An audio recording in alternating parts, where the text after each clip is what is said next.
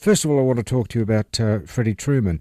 Last Thursday was Freddie's funeral. He died a couple of weeks ago after a very short battle, mercifully short battle with cancer.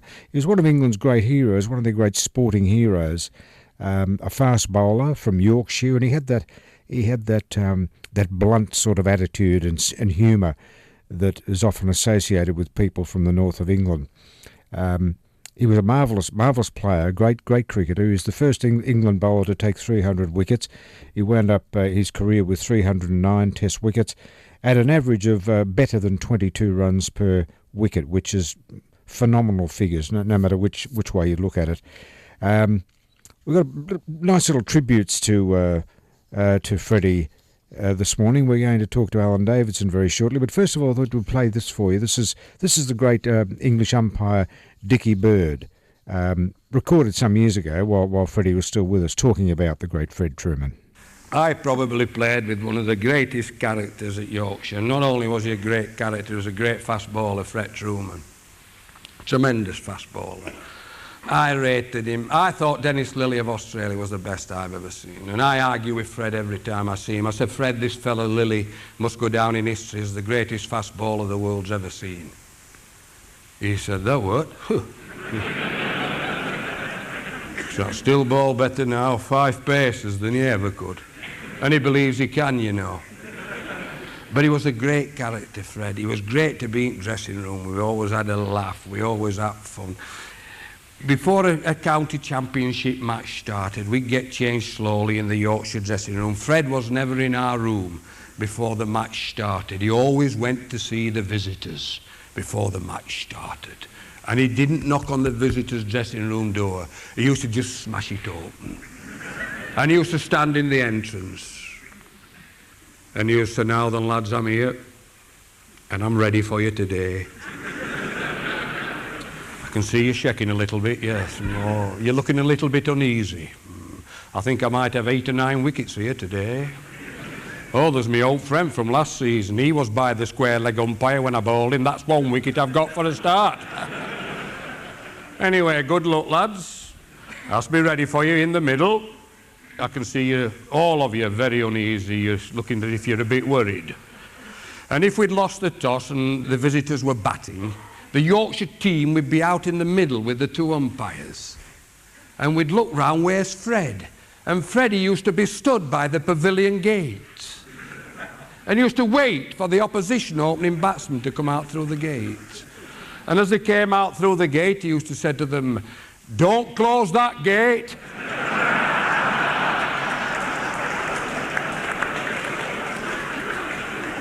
You won't be long out here, he used to say. Yeah, cricket certainly lost one of its great characters when it lost Freddie Trueman. All those who played with him and all those who played against him, his toughest adversaries, all had great respect for, and a good deal of affection for Freddie Trueman. He was that kind of bloke. One of them, one of his great adversaries, was Alan Davidson, a marvellous Australian all-rounder from the late 1950s through to about 1963, I think, when he retired. Played against Freddie a number of times and got to know the man as well as the cricketer. I've got Alan Davidson with me now. Alan Davidson, good morning to you. Good morning to you, Frank. Gee, you must have some stories about one of your great opponents. I'd say a great opponent on and off the field.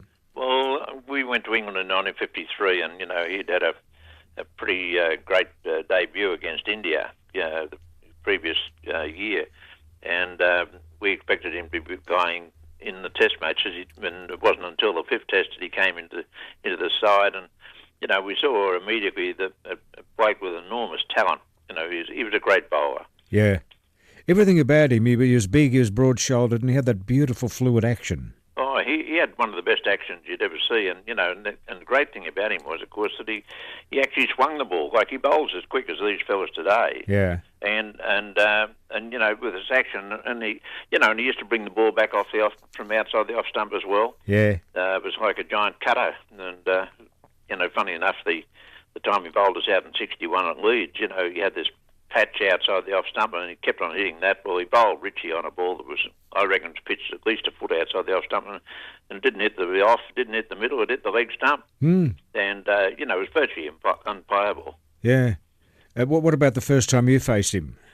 Well, I'd heard a lot about him, and but at the same time, I found him, difficult because one of his best balls, of course, was his natural outswinger to a right-hander, which was an in-swinger to a left-hander, and left-handers somehow seemed to be susceptible to the ball back through the gate. Yeah. And but Fred was just he was competitive and everything else, but I think it was on the subsequent tours where I really got to know him.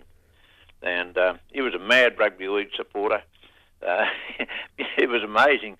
He had a terrific knowledge of rugby league. Did he now? I didn't realise that. And he used to talk about all the tough boys around about that time and all the great players of that particular period. He knew virtually every player out of Yorkshire. Yeah, well, they virtually all come out of the coal mines, didn't they? Yes. Yeah, he would have had a real affinity with those sort of people. On the field, Alan, we hear a lot about sledging and all that kind of thing, and the members of the 48 team will tell you it didn't happen back then. I think Fred used to have a few words to say, but it was always in fun somehow. Well, the thing is that, I'm not joking, Frank, when I say this, he used to bowl a ball to a left-hander, which, and you were always aware of this ball that came back through the gate, and, the ball would start to move into you, and you play at it, and the thing would hit the deck and go away, and he'd say, "Hey lad, when are you going to snick one?" And I said, "When you bowl one straight, Fred." And he said, "I don't know how."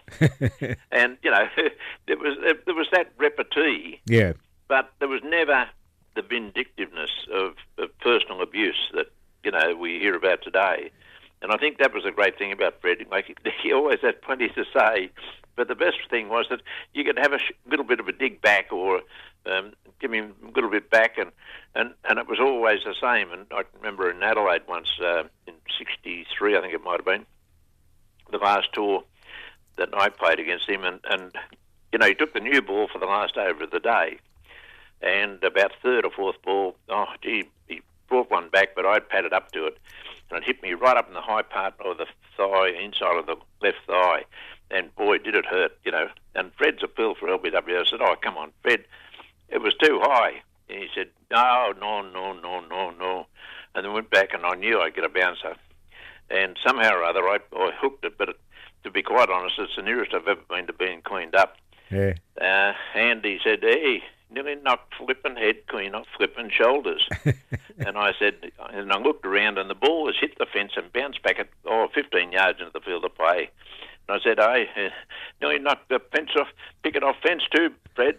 To which he's finished the over, and he said, "Well, my old China, what sort of an over do you think that was?"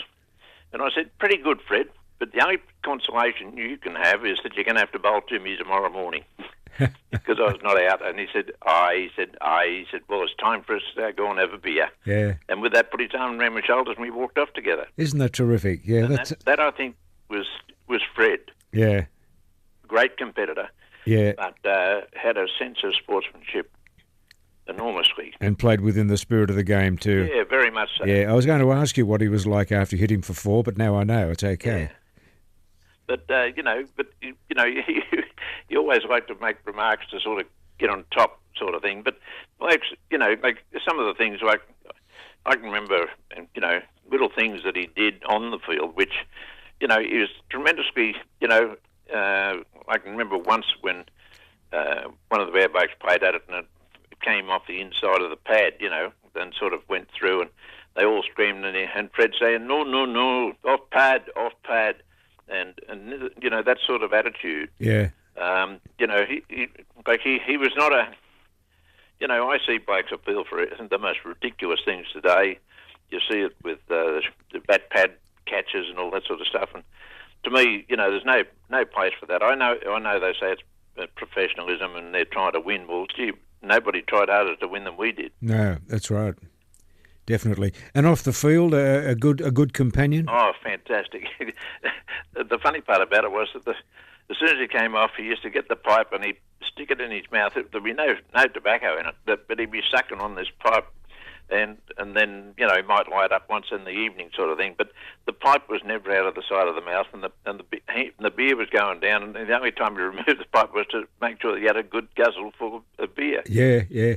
And I know he had a big great, drinker either, no. he had When I great say- admiration for Ray Lindwall. I met him just once in England some years back, and he told me, he said, "Oh, forget your Dennis Lilly and all those people." He said there was only one fast bowler, that was Lindwall. I agree. Yeah. How do you? I There you are. agree, yeah. To me, Ray Lindwall's the best bowler I've ever seen of any type. Yeah.